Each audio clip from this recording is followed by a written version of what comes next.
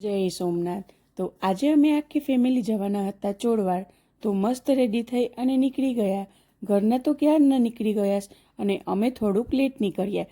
ત્યાં પહોંચી અને ઘરના હતા ત્યાં ગયા એટલે અડધા બેઠા હતા અને અડધા રસોઈ બનાવતા હતા। ત્યારબાદ બધા ભેગા ત્યાં ચક્કર મારવા ગયા। ત્યાંથી આવ્યા ત્યાં તો જમવાનું બની ગયું હતું એટલે માતાજીને ધરાવવાનું અને નિવેદ લઈ અને મંદિરમાં ગયા। નિવેદ ચડાવી અને દર્શન કરી ને બધા જ લોકો જમવા બેઠી ગયા। બધું જમવાનું પીરસાઈ ગયું એટલે બધા જમતા હતા। ત્યારબાદ જમીને ઊભા થયા એટલે નોળિયું દેખાયું। એ થોડીક જ વારમાં તો ભાગી પણ ગયું।